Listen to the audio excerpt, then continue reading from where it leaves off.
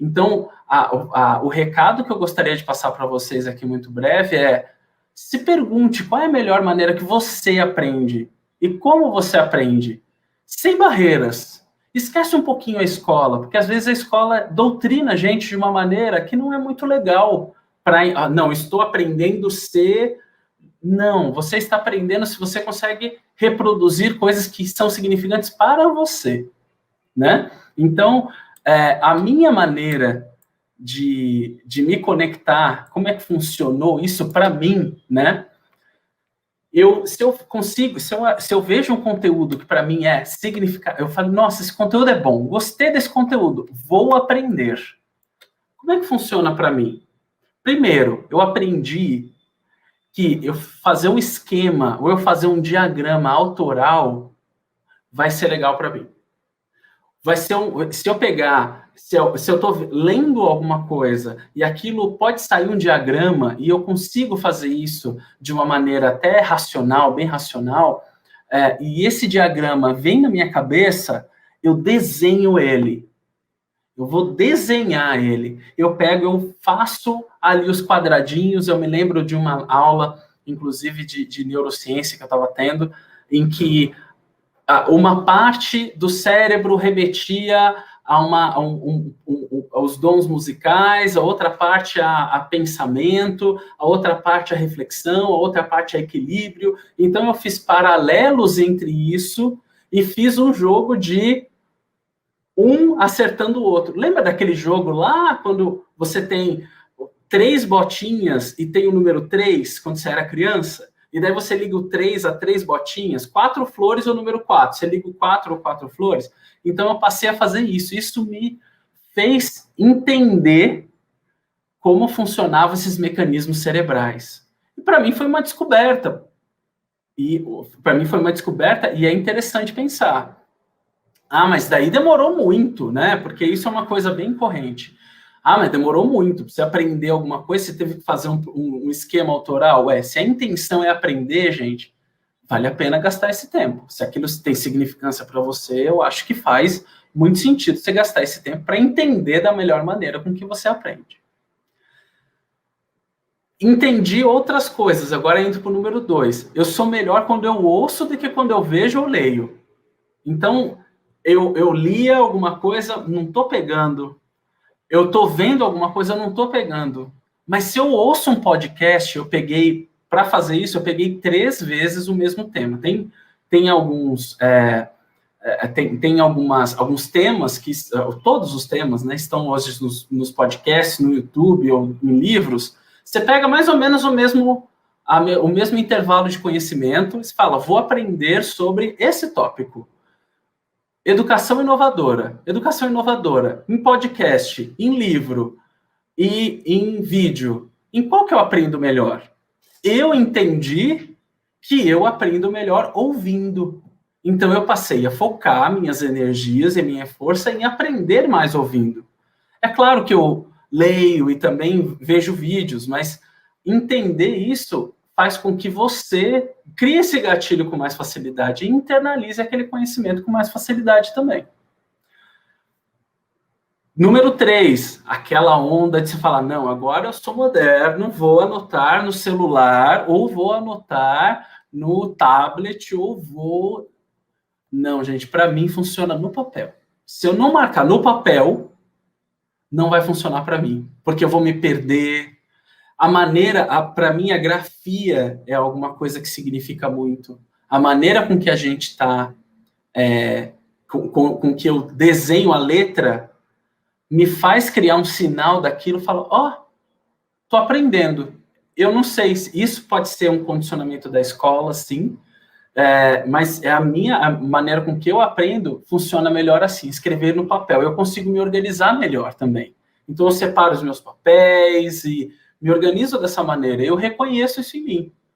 A minha recomendação para você aqui é reconheça isso em você. Onde você anota, se é que você precisa anotar, porque tem gente que tem memória muito boa, eu não tenho. Como que você se reconhece aprendendo a partir da sua anotação? Onde você está anotando? Está desorganizado? Se está desorganizado, tem que organizar. E se está organizado, onde está? Esse é o ponto. Eu também, o número 4, eu divido em fases.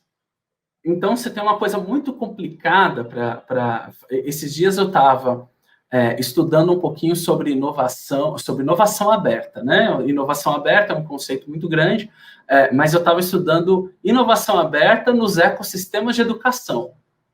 Se eu estiver falando grego aqui, não liga, tá? Mas eu estava estudando uma coisa complicada.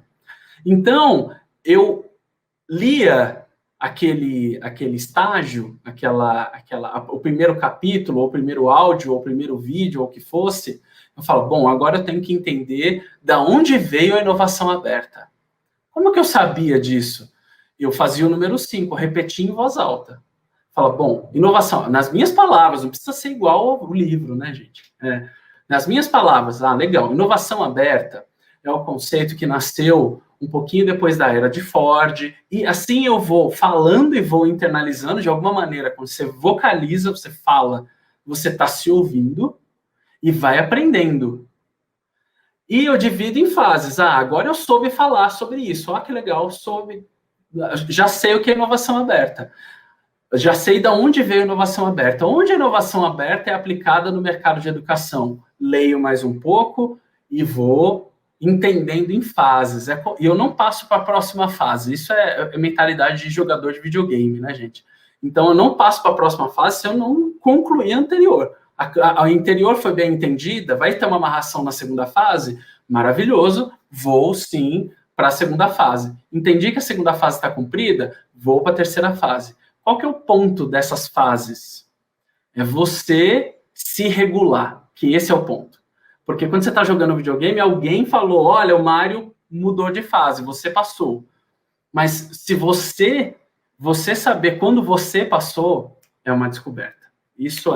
Esse ponto é um ponto muito, muito interessante. E ter essa habilidade de reconhecer quando você está aprendendo, passa por essa fase. Bom, o 5 eu já falei, pareço um doido às vezes aqui em casa, porque eu fico repetindo em voz alta, então eu estou aprendendo alguma coisa. O professor, eu estou ouvindo ou vendo o vídeo, e o professor, a pessoa, o instrutor, aquela pessoa que está fazendo a interação, falou alguma coisa interessante. Legal, eu falo em voz alta. Eu conheço amigos que escrevem a frase, eu conheço amigos que preferem falam a frase no WhatsApp para o outro amigo, enfim, tem muitas maneiras. A minha maneira de entender e fazer essa compreensão é falando em voz alta. E eu oscilo, por mais que seja óbvio, né, gente? Os números 6 é um pouco óbvio. Eu oscilo oscilo com outra atividade que não tem nada a ver com aquela. Então, daí tem gente que usa Pomodoro, tem gente que usa outras técnicas. E recomendo que vocês as conheçam, caso vocês não conheçam. Mas, de alguma maneira, eu entendi como eu funciono. A minha aproximação comigo, eu começo a sentir uma leve sonolência. Aquela leve sonolência é sono, se eu não dormir direito, talvez seja sono, ou ela está me dizendo, tipo, para um pouquinho. Eu não fico, o Pomodoro, por exemplo, sugere 25 minutos. Eu não fico com relógio, eu não teria essa doutrina de ficar com relógio, 25 minutos, agora eu tenho que parar. Não, eu dou meu tempo, soninho. Que tal se eu fosse fazer outra coisa? Eu vou fazer um exercício, fazer uma outra atividade totalmente diferente. Me desligar daquilo. E daí, depois eu volto naquela atividade. Quando eu sentir, e para isso eu tenho que me conhecer. Então, é assim, de alguma maneira, que funciona para mim. Né? Claro que isso é uma habilidade, quando a gente entende como a gente aprende, não é um projeto fechado, né? Bom, agora eu entendi, fechou, é assim. Não, a gente tem que se conhecer ao longo do tempo, porque esses parâmetros eles podem mudar. E eu tenho que reconhecer que esses parâmetros mudaram, e agora eu aprendo de outra maneira e está tudo bem. Mas eu aprendo só escrevendo, maravilha. Eu aprendo. Mas todo esse esforço demanda tempo. Se você não quer ou não tem esse esforço para fornecer essa energia, para aprender, vai ser difícil, gente.